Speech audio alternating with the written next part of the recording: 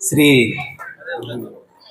ವಿವೇಕಾನಂದ ಶಾಲೆಯ ಕಾರ್ಯದರ್ಶಿಗಳು, ಹಿರಿಯರು ಆಗಿರ್ತಕ್ಕಂಥ ಶ್ರೀ ರಾಮಚಂದ್ರನ್ ಅವರೇ, ಇದೇ ಗ್ರಾಮ ಪಂಚಾಯಿತಿ ಅಧ್ಯಕ್ಷರು, ನನ್ನ ಸ್ನೇಹಿತರು ಆಗಿರ್ತಕ್ಕಂಥ ಶ್ರೀಧರ್ ಅವರೇ, ಮುಷ್ಟೂರು ಗ್ರಾಮ ಪಂಚಾಯಿತಿ ಉಪಾಧ್ಯಕ್ಷರಾಗಿರ್ತಕ್ಕಂಥ ಶ್ರೀ ವರ್ಧನ್ ಅವರೇ, ವೇದಿಕೆಯಲ್ಲಿ ಮೈ ಫ್ರೆಂಡ್ ಮಿಸ್ಟರ್ ನರೇಂದ್ರ ದತ್ತಾಜಿ ಮತ್ತು ನಮ್ಮ KGF ಶೇಖರ್ ಅವರೇ, ಈ ಗ್ರಾಮ ಪಂಚಾಯಿತಿ ಸದಸ್ಯರಾಗಿರ್ತಕ್ಕಂಥ ಮಣಿ ಅವರೇ, ರಾಜಾರೆಡ್ಡಿ ಅವರೇ, ನಿಮಗೆ ಇಷ್ಟೊತ್ತು ಒಳ್ಳೆ ಒಂದು ಭಾಷಣವನ್ನು ಹೇಳಿ ಸುಮಾರು ಒಳ್ಳೆಯ ಒಂದು ಹಿತನುಡಿಯನ್ನ ನೋಡಿದಿರ್ತಕ್ಕಂಥ ಮತ್ತು ನಂಗ್ಲಿ ಅವರ ತಾಯಿ ಗ್ರಾಮ ಪಂಚಾಯಿತಿ ಸದಸ್ಯರಾಗಿರ್ತಾರೆ ಶ್ರೀ ಮೋಹನ್ ಅವರೇ, ಈ ಶಾಲೆಯ ಮುಖ್ಯೋಪಾಧ್ಯಾಯರಾಗಿರ್ತಕ್ಕಂಥ ಬಾಬು ಸರ್ ಅವರೇ, ಮತ್ತೊಬ್ಬರು ಭಾಸ್ಕರ್ ಸರ್ ಅವರೇ, ಈ ಶಾಲೆಯ ಎಲ್ಲ ಶಿಕ್ಷಕರೇ, ಶಿಕ್ಷಕಿಯರೇ, ಮಾಧ್ಯಮ ಮಿತ್ರರೇ ಮತ್ತು ಮುಖ್ಯವಾಗಿ ಈ ಕಾರ್ಯಕ್ರಮಕ್ಕೆ ರೂವಾರಿಗಳಾಗಿರ್ತಕ್ಕಂಥ ಈ ಶಾಲೆಯ ಮಕ್ಕಳು ಮತ್ತು ಇವತ್ತಿನ ದಿನ ಪೋಷಕರ ದಿನಾಚರಣೆ ಕೂಡ ಹೇಳ್ತಿದ್ದೀರಾ, ಎಲ್ಲ ಪೋಷಕರೇ, ಎಷ್ಟು ಒಂದು ಶಿಕ್ಷಕರ ಮೇಲೆ ಒಂದು ವಿದ್ಯಾರ್ಥಿಯ ಭವಿಷ್ಯತ್ತಿರುತ್ತೋ ಅದಕ್ಕಿಂತ ಹೆಚ್ಚಿನ ಪಟ್ಟು ಪೋಷಕರ ಮೇಲೆ ಕೂಡ ಇರುತ್ತೆ. ಪೋಷಕರೇ, ಯಾಕೆಂತಂದ್ರೆ ಒಂದು ಸೆಕ್ಷನ್ ಅಲ್ಲಿ 40 ಜನ ಮಕ್ಕಳಿದ್ರೆ ಶಿಕ್ಷಕರು 40 ಜನರನ್ನು ನೋಡ್ಬೇಕಾಗುತ್ತೆ. ನಾವು ಪೋಷಕರಾಗಿ ನಮ್ಮ ಮಕ್ಕಳನ್ನ, ಅವರ ಅಭಿವೃದ್ಧಿಯನ್ನ, ಅವರ ನೇಚರನ್ನ, ಅವರ ಒಳ್ಳೆಯ ದಾರಿಯನ್ನ ಅರ್ಥ ಮಾಡಿಕೊಳ್ಳುವವರಲ್ಲಿ ಶಿಕ್ಷಕರಿಗಿಂತ ಹೆಚ್ಚಾಗಿ ಪೋಷಕರ ಜವಾಬ್ದಾರಿ ಕೂಡ ಇರುತ್ತೆ. ಅದೇ ತರ ಈ ಸಾಲಿನಲ್ಲೇ ಮುಂದಿನ ತಿಂಗಳು 10ನೇ ತರಗತಿ ಎಕ್ಸಾಮ್ಸ್ ಕೂಡ ಬರ್ತಾ ಇದೆ. 10ನೇ ತರಗತಿ ಮಕ್ಕಳಿದ್ದಾರೆ ಇಲ್ಲಿ? ಎಷ್ಟು ಜನ ಇದ್ದೀರಿ? ಕೈ ಎತ್ತೆ. ಎಲ್ಲ ಚೆನ್ನಾಗಿ ಓದ್ತಾ ಇದ್ದೀರಾ? ಎಷ್ಟೊತ್ತು ಯಾರೋ ಹೇಳ್ತಾ ಇದ್ರು, ಭಾಸ್ಕರ್ ಸರ್ ಅವರೇನು, ನಾವು 4 ಗಂಟೆಗೆ ಅಲಾರ್ಮ್ ಕೊಡ್ತೀವಿ. ನನ್ನ ಮಗಳು ಕೂಡ 10ನೇ ತರಗತಿಯಲ್ಲಿ ವಿದ್ಯಾಭ್ಯಾಸ ಮಾಡ್ತಾ ಇದ್ದಾರೆ. ನನ್ನ ಧರ್ಮಪತ್ನಿ 4 ಗಂಟೆಗೆ ಎದ್ದು ಆ ಹುಡುಗಿಯನ್ನು ಎಬ್ಬಿಸಿ ಓದಕ್ಕೆ ಕುಂಡ್ರಿಸಿ ಮತ್ತೆ ಸ್ಕೂಲ್ಗೆಲ್ಲ ರೆಡಿ ಮಾಡ್ಬೇಕು. ಮಗ ಕೂಡ ಇದ್ದಾನೆ. ಆ ಜವಾಬ್ದಾರಿಯನ್ನ ನನ್ನ ಧರ್ಮಪತ್ನಿ ಕೂಡ ನಾನು ಇವಾಗ ನೆನೆಸ್ಕೊಳ್ತಾ ಇದ್ದೇನೆ. ಈಗಾಗಲೇ ಭಾಸ್ಕರ್ ಸರ್ ಹೇಳ್ತಾ ಇದ್ರಲ್ಲ, ಎಲ್ಲರಿಗೂ ಕೂಡ 4 ಗಂಟೆಗೆ ಅಲಾರ್ಮ್ ಕೊಡ್ತಾ ಇದ್ದೀವಿ ಅಂತ. ಸರ್, ನಿಮ್ದೆಲ್ಲ ತುಂಬಾ ಒಳ್ಳೆ ಕೆಲಸ ಇದು. ಇಂದಿನ ನಮ್ದೆಲ್ಲ ನೋಡಿದ್ರೆ ಅವಾಗ ಜಸ್ಟ್ ಸ್ಕೂಲ್ಗೆ ಬರ್ಲಿಲ್ಲ ಅಂದ್ರೂ ಕೂಡ ಏನ್ ಇವತ್ತು ಬರ್ಲಿಲ್ಲ ಅನ್ನೋ ಪರಿಸ್ಥಿತಿಯಲ್ಲಿ ಅವಾಗಿನ ದಿನಗಳಲ್ಲಿ ಇರ್ತಾ ಇರ್ಲಿಲ್ಲ. ಯಾಕೆಂತಂದ್ರೆ ಬಡತನ ಆ ತರ ಇತ್ತು ಅವಾಗ. ಈಗ ಪೋಷಕರಿಗೆ ಮುಖ್ಯವಾಗಿ ಮಕ್ಕಳು, ಶಿಕ್ಷಕರಿಗೆ ಮಕ್ಕಳು. ಯಾಕೆಂತಂದ್ರೆ ಮುಂದಿನ ಭವಿಷ್ಯತ್ತು, ಮುಂದಿನ ಭಾರತವನ್ನು ಕಟ್ಟುವ ಮಕ್ಕಳು ನೀವೆಲ್ಲರೂ ಕೂಡ. ಭಾಸ್ಕರ್ ಸರ್ ಹೇಳ್ತಾ ಇದ್ರು, ಈ ಹಿಂದೆ ನಾವು ಹಿರಿಯರು ಎಲ್ಲರೂ ಕೂಡ ನಾವು ಒಂದು ಏರ್ಪಾಟನ್ನು ಮಾಡಿದ್ವಿ, ಹಳೆ ವಿದ್ಯಾರ್ಥಿಗಳ ಒಂದು ಕಾರ್ಯಕ್ರಮ ಅಂತ. ಮಕ್ಕಳೇ, ಇವಾಗ ಎಷ್ಟು ನೀವು ಇಂಟ್ರೆಸ್ಟ್ ಇಂದ ನಿಮ್ಮ ಭವಿಷ್ಯತ್ತನ್ನು ನೀವು ರೂಪಿಸ್ಕೊಳ್ತೀರೋ, ಎಷ್ಟು ಚೆನ್ನಾಗಿ ನೀವು ಓದ್ತಿರೋ, ಮುಂದಿನ ದಿನಗಳಲ್ಲಿ ಗೊತ್ತಾಗುತ್ತೆ ಅದರ ವ್ಯಾಲ್ಯೂ. ಯಾಕೆಂತಂದ್ರೆ ಹಳೆ ವಿದ್ಯಾರ್ಥಿಗಳೆಲ್ಲ ಇಲ್ಲಿ ಸೇರಿದ್ದಾಗ ಏನ್ ಹೇಳ್ತಾ ಇರ್ಬೋದು, ಯಾರು ಯಾವ ಹುದ್ದೆಯಲ್ಲಿದ್ದಾರೆ, ನಾನು IAS ಆಗಿದ್ದೀನಿ, ನಾನು ಡಾಕ್ಟರ್ ಆಗಿದ್ದೀನಿ, ನಾನು ಇಂಜಿನಿಯರ್ ಆಗಿದ್ದೀನಿ, ಮಾತಾಡ್ಕೊಳ್ತಾರೆ ಇಲ್ಲಿ ಸ್ಟೇಜಲ್ಲಿ. ನೀವು ಅಷ್ಟೇ 2025ರಲ್ಲಿ 10ನೇ ತರಗತಿ ವಿದ್ಯಾಭ್ಯಾಸ ಮಾಡ್ತಾ ಇರೋ ನೀವು 15 ವರ್ಷ ಬಿಟ್ಟು, 20 ವರ್ಷ ಬಿಟ್ಟು ಇದೇ ವೇದಿಕೆಯಲ್ಲಿ ನೀವು ಹಳೆ ವಿದ್ಯಾರ್ಥಿಗಳ ಒಂದು ಸಮಾವೇಶವನ್ನು ಮಾಡಿದ್ರೆ ನೀವು ಕೂಡ ಒಂದು IAS ಆಗಿರ್ಬೋದು, ಒಂದು ಇಂಜಿನಿಯರ್ ಆಗಿರ್ಬೋದು, ಒಂದು ಒಂದು ನಾವು ಗಡಿಯಲ್ಲಿ ಕಾಯುವ ಒಂದು ಸೈನಿಕರು ಕೂಡ ಪರವಾಗಿಲ್ಲ. ಈಗಾಗಲೇ ನಿಮ್ ಮಾಸ್ಟರ್ ಹೇಳ್ತಾ ಇದ್ರು, ಈ ಸ್ಕೂಲಲ್ಲಿ ಆಯಮ್ಮ ಕೂಡ ಒಂದೇ, ಟೀಚರ್ ಕೂಡ ಒಂದೇ, ಶಿಕ್ಷಕರು ಕೂಡ ಒಂದೇ. ನಾವು ಬೆಳೆದ ಮೇಲೆ ಎಲ್ಲರೂ ಸಮಾನರೇ. ನಮ್ಮ ಭಾರತದ ದೇಶದ ಒಂದು ಕಲ್ಚರು ಎಲ್ಲರೂ ಸಮಾನರೇ. ಆದ್ರೂ ಕೂಡ ನಿಮ್ಮ ಈಗಿನ ಜನರೇಷನ್ ಅಲ್ಲಿ ನೀವೊಂದು ಉನ್ನತ ಸ್ಥಾನಕ್ಕೆ ಹೋಗ್ಬೇಕು ಅಂತಂದ್ರೆ ನಿಮ್ಮ ವಿದ್ಯಾಭ್ಯಾಸ ಬಹಳ ಮುಖ್ಯ. ಬಹಳ ಮುಖ್ಯವಾದಂತಹ ವಿದ್ಯಾಭ್ಯಾಸವನ್ನು ನೀವು ದಿನಕ್ಕೆ 19 ತಾಸು 6 ತಾಸು ಮಲಗಿ ಮಿಕ್ಕಿದ ತಾಸೆಲ್ಲ ಯಾವಾಗ ಸಮಯ ಸಿಗುತ್ತೋ ಓದಿನ ಕಡೆ ಗಮನ ಕೊಡಿ ಮಕ್ಕಳೇ. ಈಗ ಸಮಯವನ್ನು ವ್ಯರ್ಥ ಮಾಡಿಕೊಂಡ್ರೆ ಮುಂದಿನ ದಿನಗಳಲ್ಲಿ ಈ ಸಮಯ ನಮ್ಗೆ ಹಿಂದಿರುಗಲ್ಲ, ಈ ಸಮಯ ನಮ್ಗೆ ವಾಪಸ್ ಬರಲ್ಲ.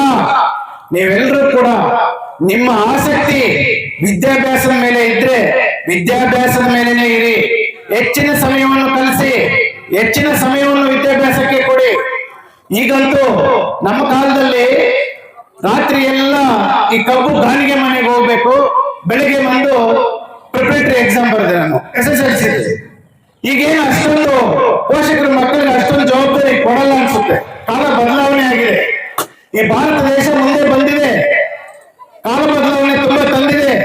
ನೀವೆಲ್ಲರೂ ಕೂಡ ಸಮಯವನ್ನ ವ್ಯರ್ಥ ಮಾಡದೆ ಮುಂದಿನ ನಿಮ್ಮ ಭವಿಷ್ಯತ್ತನ್ನು ನೀವು ರೂಪಿಸಿಕೊಳ್ಳಿ ಅಂತ ಹೇಳ್ತಾ, ಇವತ್ತು ಈ ವರ್ಷದ ವಾರ್ಷಿಕೋತ್ಸವದಲ್ಲಿ ನಿಮ್ಮ ಮುಂದೆ ಮಾತನಾಡಲು ನಾನು ತುಂಬಾ ಸಂತೋಷದಿಂದ ಇದ್ದೀನಿ. ನೀವು ಕೂಡ ಇವತ್ತು ನಿಮಗೂ ಕೂಡ ಒಂದು ಹಬ್ಬದ ವಾತಾವರಣ ಇಲ್ಲಿ.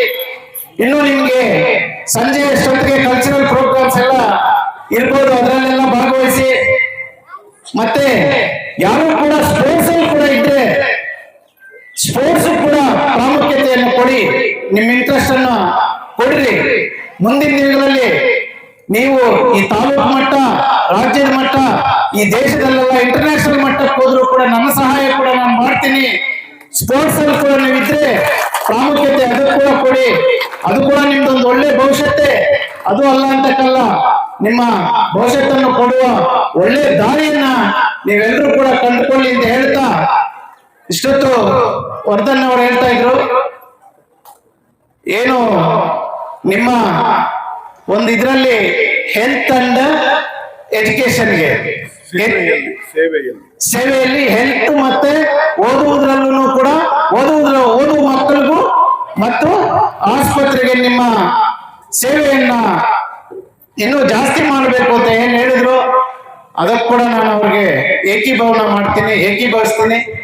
ಮುಂದಿನ ದಿನಗಳಲ್ಲಿ ಈಗಾಗಲೇ ಕೂಡ ಸ್ವಲ್ಪ ಕಣ್ಣಿಗೆ ಕಾಣುವಷ್ಟು ಮಾಡ್ತಾ ಇದ್ರೆ, ಕಣ್ಣಿಗೆ ಕಾಣದೆ ತುಂಬಾ ಮಕ್ಕಳು ಬೆಂಗಳೂರಲ್ಲಿ ಆನ್ಲೈನ್ ಅಲ್ಲಿ ಫೀಸ್ ಕಟ್ಟಿದ್ದೀನಿ. ಎಲ್ಲ ಹೇಳ್ಕೊಳಕ್ಕಾಗಲ್ಲ, ನಾನು ಹೇಳ್ಕೊಡ್ತಾ ಇಲ್ಲ. ಕೆಲವು ಮಕ್ಕಳಾಗ ಅವರೇ ಇದೇ ನಂಗ್ಲಿ ಒಂದು ಹುಡುಗ ಕಾಲೇಜ್ ಫೀಸ್ ಕಟ್ಟಕ್ ಬಂದಿದ್ದ ಬೆಂಗಳೂರಲ್ಲಿ. ನನಗೆ ಕಾಲ್ ಮಾಡ್ದ, ಅಣ್ಣ ಈ ತರ ಫೀಸ್ ಕಟ್ತಾ ಇದ್ದೀನಿ, ನನಗೆ ಇಷ್ಟೊಂದು ಅಮೌಂಟ್ ಶಾರ್ಟೇಜ್ ಇದೆ, ನನ್ನನ್ನ ಫೀಸ್ ಕಟ್ಟದೇ ಇರೋದಕ್ಕೆ ಆಚೆ ಬಿಸಿಲಲ್ಲಿ ನಿಲ್ಸಿದ್ದಾರೆ ಅಂತಂದ ಕಾಲ್ ಮಾಡ್ದ ಹುಡುಗ. ಆ ತರ ಕಣ್ಣಿಗೆ ಕಾಣದೇ ಇರುವ ಮಾಡ್ತಾನೂ ಇದ್ದೀನಿ.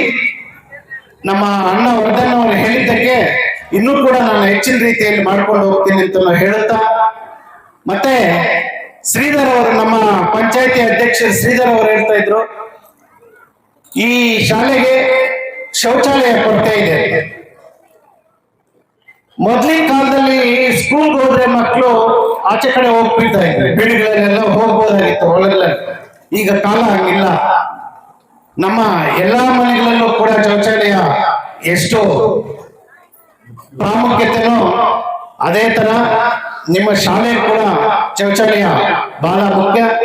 ಇದರ ಬಗ್ಗೆ ನಮ್ಮ ಮಾನ್ಯ ಜನಪ್ರಿಯ ಶಾಸಕರು, ನಮ್ಮ ಅಧ್ಯಕ್ಷರು ಕಾಡಿನಲ್ಲಿ ನಾಗರಾಜನ್ ಅವ್ರ ಜೊತೆ ನಾವೆಲ್ಲರೂ ಸೇರಿ, ಶ್ರೀಧರ್ ಅವರು, ನಾವು ಎಲ್ಲರೂ ಸೇರಿ ಇದರ ಬಗ್ಗೆ ಮಾತನಾಡಿ ಎಷ್ಟು ಅನುಕೂಲ ಸರ್ಕಾರದಿಂದ ಸಿಗುತ್ತೋ ಅನುಕೂಲ ನೀವು ಮಾಡಿಸಿ ಇದನ್ನ ಮುಗಿಸ್ಕೊಡ್ತೀವಿ ಅಂತನೂ ಕೂಡ ನಾನು ಶ್ರೀಧರ್ ಅವ್ರಿಗೂ ನಿಮ್ಮ ಶಾಲೆ ಶಿಕ್ಷಕರಿಗೂ ಕೂಡ ನಾನು ಈ ಮನವಿಯನ್ನ ಶಾಸಕರ ಮುಂದೆ ಇಡ್ತೀನಿ ಅಂತಲೂ ಹೇಳ್ತಾ ಇದ್ದೀನಿ. ಇಷ್ಟೊತ್ತು ಮೋಹನ್ ಹೇಳ್ತಾ ಇದ್ರು ಬಹಳ ಸುಂದರವಾಗಿ. ನಾನು 10ನೇ ತರಗತಿಯಲ್ಲಿ ಕಡಿಮೆ ಮಾರ್ಕ್ಸ್ ತೆಗೆದೆ, ಹೇಗಪ್ಪ ನನ್ನ ಫ್ಯೂಚರ್ ಅಂತ ಯೋಚನೆ ಮಾಡ್ತಾ ಇದ್ದೀನಿ ಅಂತಂದು. ಮತ್ತೆ ಅವರೇ ನಿಮ್ಗೆ ಸ್ಪಷ್ಟನೆ ಕೊಟ್ಟರು. ನೀವು ಕೂಡ ಅಷ್ಟೇ, ನಿಮಗೆ ಹಂಗಂತ ನೀವು ಜಸ್ಟ್ ಪಾಸ್ ಟ್ರೈ ಮಾಡಕ್ ಹೋಗ್ಬೇಡಿ. ನಿಮ್ಮ ಟಾರ್ಗೆಟ್ ಎಲ್ಲ ಕೂಡ 99-100% ಇರಲಿ. 99ಗೆ ಹೋಗಿ 100%ಗೆ ಹೋಗಿ. ಅವಾಗ ನಿಮ್ಮ ಅದೃಷ್ಟ, ನೀವು ಎಷ್ಟು ಮಟ್ಟಿಗೆ ಓದಿರ್ತೀರೋ ಅದ್ರ ತಕ್ಕಂಗೆ ಅದು ಉತ್ತರ ಬಂದೇ ಬರುತ್ತೆ.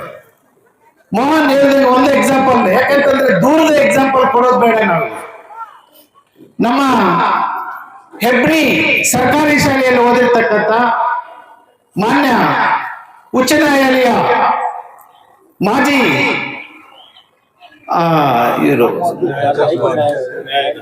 ಮಾಜಿ ಜಡ್ಜ್ HN ನಾಗಮೋಹನ್ ದಾಸ್ ಅವರು ಯಾವ ಸ್ಟೇಜ್ ಅಲ್ಲಿ ಕೂಡ ಬಂದು ಹೇಳ್ತಾ ಇರ್ತಾರೆ, 10ನೇ ತರಗತಿಯಲ್ಲಿ ನಾನು 3rd ಕ್ಲಾಸ್ ಅಂತಾರೆ, PUC ಯಲ್ಲಿ 3rd ಕ್ಲಾಸ್ ಅಂತಾರೆ, ಡಿಗ್ರಿಯಲ್ಲಿ ಕೂಡ ನಾನು 3rd ಕ್ಲಾಸ್ ಅಂತಾರೆ.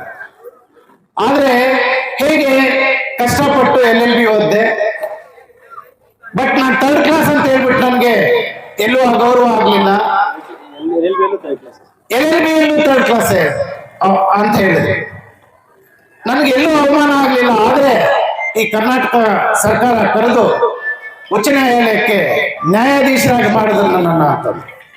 ಅದಕ್ಕಿಂತ ಇನ್ನೇನ್ ಸಿಗ್ಬೇಕು ನಮಗೆ? ಓದೋದ್ರಲ್ಲಿ ನೀವು 3rd class, 2nd class, 1st class ಅಲ್ಲ. ಒಂದ್ಸಲಿ 3rd ಕ್ಲಾಸ್ ಬಂದಿದ್ದೀರಿ ಅಂತಂದ್ರೆ ನೀವು ನೆಕ್ಸ್ಟ್ ಹೋಗುವ ಮೆಟ್ಟಿಲ್ಗಳನ್ನ PUC ಇರ್ಬೋದು, ಡಿಗ್ರಿಗಳಲ್ಲಿ ಇರ್ಬೋದು, 3rd ಕ್ಲಾಸ್ ಮತ್ತೆ ಅದು ರಿಪೀಟ್ ಆಗ್ಬಾರ್ದು. ಒಂದು ಹೆಜ್ಜೆಗೂ ನಿಮ್ಮ ವಿದ್ಯಾಭ್ಯಾಸದಲ್ಲಿ ಏರ್ಪೇರು ಬರಬೇಕು. 3rd ಕ್ಲಾಸ್ ಬಂದಿದ್ದ ವ್ಯಕ್ತಿ 1st ಕ್ಲಾಸ್ಗೆ ಹೋಗಿ. ನಿಮ್ಮೆಲ್ಲರ ಭವಿಷ್ಯತ್ತು ತುಂಬಾ ಒಳ್ಳೇದಾಗ್ಲಿ ಅಂತ ಹೇಳ್ತಾ, ಈ ಅವಕಾಶವನ್ನು ನಾನು ಕಲ್ಪಿಸಿಕೊಟ್ಟಿರ್ತಕ್ಕಂಥ ಈ ಶಾಲೆಯ ಎಲ್ಲಾ ಸಿಬ್ಬಂದಿಗೂ, ಮುಖ್ಯವಾಗಿ ಭಾಸ್ಕರ್ ಸರ್ ಅವ್ರಿಗೂ, ಬಾಬು ಅವ್ರಿಗೂ, ಎಲ್ಲರಿಗೂ ಅನ್ಸುತ್ತಾ ಈ ಅವಕಾಶ ಕಲ್ಪಿಸಿಕೊಟ್ಟಿದ್ದ ನಿಮ್ಮೆಲ್ಲರಿಗೂ ಅನ್ಸುತ್ತಾ ನಾನು 4 ಮಾತನ್ನು ಮುಗಿಸ್ತಾ ಇದ್ದೀನಿ. ಜೈ ಹಿಂದ್, ಜೈ ಕರ್ನಾಟಕ.